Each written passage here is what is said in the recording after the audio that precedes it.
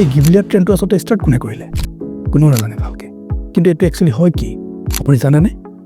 হয়তো জানে বা হয়তো নতুনকৈ জানিব পাৰিছে এই ভিডিঅ'টোত মই একচুৱেলি নজনাসকলৰ বাবেহে কথাটো ক'ব বিচাৰিছোঁ এই যিটো ষ্টুডিঅ' গিবলি আৰ্ট বুলি আমি জানিব পাৰিছোঁ এইটো হৈছে এটা ষ্টুডিঅ' গিবলি এনিমেশ্যন প্ৰডাকশ্যন যিটো জাপানৰ হায়াও মিয়াজাকি নামৰ এজন ব্যক্তিয়ে তেওঁৰ লগৰ এজনৰ লগত মিলি আজিৰ পৰা বহুত বছৰ আগতেই এই প্ৰডাকশ্যনটো তেওঁ বনাইছিলে আৰু এতিয়া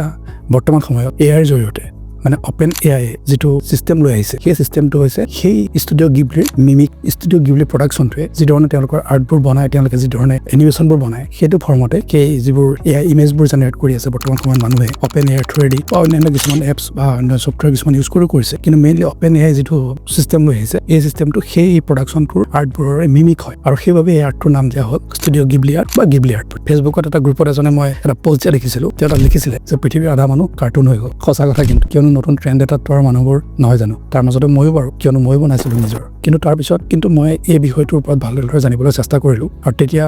বহুখিনি কথা জানিবও পাৰিলোঁ আৰু চিন্তা কৰিলোঁ আৰু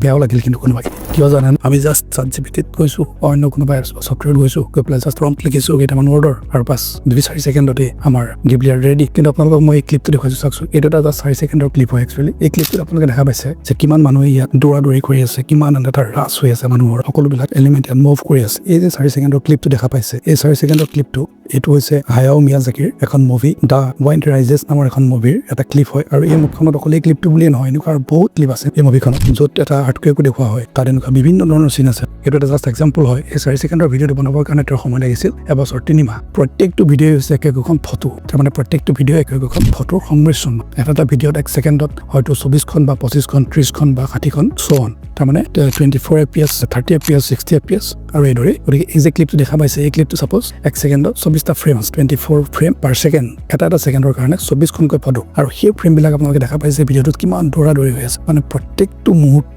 প্ৰত্যেকটো ফ্ৰেম অতি সূক্ষ্মভাৱে টেন্সত আৰ্ট কৰিবলগীয়া আছে প্ৰতিটো মুভমেণ্ট কেৰেক্টাৰ যাতে কেৰেক্টাৰটো মুভ কৰা যেন দেখা পায় ভিডিঅ' হিচাপে বনোৱাৰ পিছত সেই ধৰণে তেওঁ কিমান কষ্ট কৰি পেলাই সেই ভিডিঅ'টো ক্ৰিয়েট কৰিবলগীয়া হৈছিলে প্ৰত্যেকখন ফটো আৰু এইটোতো জাষ্ট এটা চিনেমাখনৰ 4 ছেকেণ্ডৰ এটা ক্লিপ হয় গতিকে যিজন মানুহে তেওঁৰ জীৱনৰ এটা বহুত দীঘলীয়া সময় বৰ্তমান সময়লৈ সেই আৰ্ট ফৰ্মটো ক্ৰিয়েট কৰাৰ পৰা ডেভেলপ কৰালৈকে যিজন মানুহে 2-3 বাৰমান অস্কাৰ পাইছে তেওঁৰ মুভিৰ কাৰণে কিমান এটা কষ্ট সকলোৱে এনিমে আৰ্ট মানে ষ্টুডিঅ' গিবলি আৰ্ট নহয় বাৰু সকলোৰে আৰ্ট ফৰ্মবোৰ বেলেগ বেলেগ হয় এই বিষয়টোক লৈ পেলাই বৰ্তমান সময়ত হায়াও মিয়াজাকি অকণো সুখী নহয় আৰু নহ'ব দিয়কচোন আৰু এই আৰ্ট ফৰ্মটোত আমাৰ ভাৰতত 2খনমান মুভি আছে তাৰে এখন হৈছে Ramayan the legend of prince Rama গতিকে বৰ্তমান সময়ত এই যিবোৰ আৰ্টিষ্ট আছে যিবোৰ আৰ্টিষ্টে এইদৰে এনিমে আৰ্ট ক্ৰিয়েট কৰে বা সেই ষ্টুডেণ্টবোৰৰ বাবে যিবোৰ ষ্টুডেণ্টে এই লাইনটোত আহিবৰ কাৰণে অলৰেডি কিবা কোৰ্চ কৰি আছে তেওঁলোকৰ কেৰিয়াৰটোৰ প্ৰতি কুৱেশ্যন মাৰ্ক আহি যোৱা নাই নে নিশ্চয় আহিছে আমি কি কৰিব পাৰোঁ মানুহে ফুৰি পাইছে কামটো কৰি ভাল পাইছে সেইবাবে কৰিব যিটো ট্ৰেণ্ড আমি যোৱা 2 দিন ধৰি দেখি আছোঁ আৰু মই আজি ভিডিঅ'টো বনাইছোঁ 30 তাৰিখে হায়াও মিয়াজাকিৰ এই ষ্টুডিঅ' গিবলি আৰ্টৰ ফাইদা উঠাইছে এতিয়া অপেন এআই আৰু এই ফাইদা কিমান কল্পনা কৰিব নোৱাৰোঁ এই এআইৰ জৰিয়তে গিবলি আৰ্ট ক্ৰিয়েট কৰা যিটো প্ৰচেছ এই প্ৰচেছটো এনভাইৰনমেণ্টতো এটা বহুত বেয়া ইম্পেক্ট এক্সট্ৰাকে মানে অলৰেডিটো আমাৰ এনভাইৰনমেণ্টৰ বিভিন্ন ছাইডৰ পৰা বেয়া ইম্পেক্টটো পৰি আছেই কিন্তু এতিয়া নতুনকৈ এটা এক্সট্ৰা এটা বেয়া ইম্পেক্ট এটা আমাৰ এনভাইৰনমেণ্টৰ ওপৰত পৰিছে কিন্তু এতিয়া হয়তো বহুত মানুহে ভাবিব যে ফটো এখন ক্ৰিয়েট কৰা লৈ পেলাই এনভাইৰনমেণ্টত কি বেয়া প্ৰভাৱ পৰিব কিন্তু এইটো ডাইৰেক্ট ডিফাৰেণ্ট মেটাৰ সেইটো মেটাৰ এতিয়া যাব নিবিচাৰে আজিৰ পৰা কেইবছৰমান আগতেই এআই জেনেৰেটেড আৰ্টৰ ওপৰত হায়াও মিয়াজাকি এটা কমেণ্ট দিছিলে তেওঁ কৈছিলে this is an insult to human life over and out